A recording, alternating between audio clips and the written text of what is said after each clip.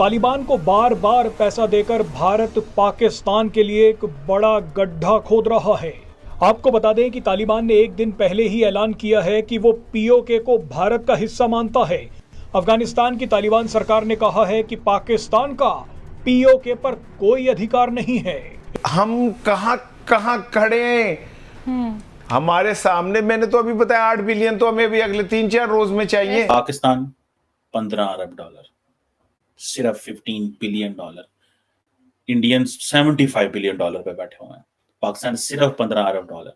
अब आप देखें, at the end of the day इतनी बड़ी फौज का मुकाबला करना, इतनी बड़ी military power, naval capability, air force, artificial intelligence, nuclear weapons, intercontinental ballistic missiles, क्या क्या नहीं है भारत के पास। अब पाकिस्तान इसका कैसे मुकाबला करेगा? 576 बिलियन डॉलर्स का इंडिया का बजट पेश किया है। नमस्कार दोस्तों, भारत ने अपना डिफेंस बजट बढ़ाते हुए इसे 76 बिलियन डॉलर कर दिया है। हालांकि कमर चीमा का बोलना है कि भारत का बजट असल में 83 बिलियन डॉलर है, तो हमारी 15 बिलियन डॉलर की पाक आर्मी भारत के 76 बिलियन डॉलर की पावरफुल आर्मी से कैसे मुकाबला कर पाएगी। ऊपर से भारत ने तालिबान की मदद राशि बढ़ाकर 200 करोड़ रुपए कर दी है। ऐसे में तालिबान से पाकिस्तान के ऊपर हमले की गुंजाइश और ज़्यादा बढ़ गई है। तालिबान आने वाले समय में पाक आर्मी के खिलाफ खुल्लम खुल्ला जिहाद छेड़ सकता है, क्योंकि भारत ऐसा चाहता है। देखते हैं दोस्तों ये वीडियो। भारत ने अफगानिस्तान की तालिबान सरकार को 200 करोड़ रुपए देने का ऐलान किया है। कई लोगों का कहना है कि जिस रफ्तार से तालिबान पाकिस्तान का सफाया कर रहा है, उसका इनाम तो तालिबान को मिलना ही चाहिए। तालिबान को बार बार पैसा देकर भारत पाकिस्तान के लिए एक बड़ा गड्ढा खोद रहा है। आपको बता दें कि तालिबान ने एक दिन पहले ही ऐलान किया है कि वो पीओके को भारत का हिस्सा मानता है।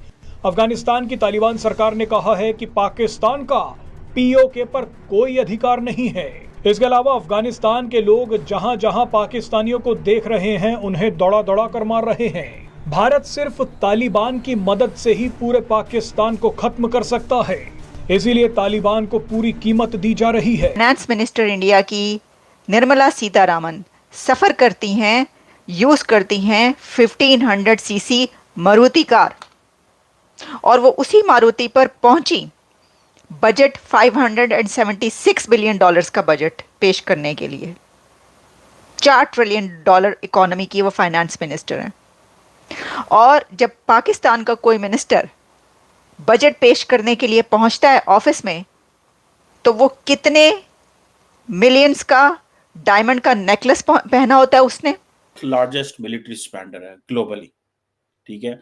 जो सिपरी डाटा देता है दैट इज अ डिफरेंट, वो कहता है अबाउट 83.6 बिलियन डॉलर इंडिया ने जो है उसके पास है। जो इंडियंस जो डाटा देते हैं, जो इंडियन सोर्सेस से मिलता है, that is about 76 billion dollar. दोस्तों, भारत का डिफेंस बजट हालांकि 76 बिलियन डॉलर का है, हालांकि सिप्री ने इसे 83 बिलियन डॉलर बताया है।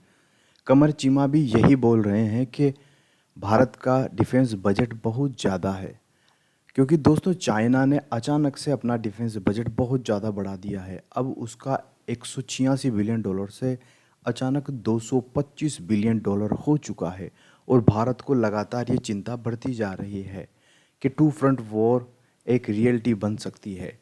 यही कारण है कि भारत लगातार अपना डिफेंस बजट बढ़ा रहा है। लेकिन दोस्तों, इसमें एक सोचने वाली बात ये भी है कि चूँकि आज प्रॉक्सी वॉर का भी ज़माना है, तो भारत ने तालिबान को अपनी जो मदद राशि थी वो बढ़ाकर 200 करोड़ रुपए कर दिए है, जो पिछली बार की तुलना में ज़्यादा है। और जाहिर है कुछ हिडन अमाउंट भी है जो तालिबान को दिया जाता है, क्योंकि तालिबान के थ्रू ही पाकिस्तान को भी कंटेन किया जाएगा। क्योंकि अगर पाकिस्तान की ईस्टर्न बॉर्डर पूरी तरह से सेफ हो जाएगी ड्यूरेंट लाइन, तो वो पूरी की पूरी बदमाशी जम्मू कश्मीर में शुरू कर देगा, जो उसने कर भी दी है।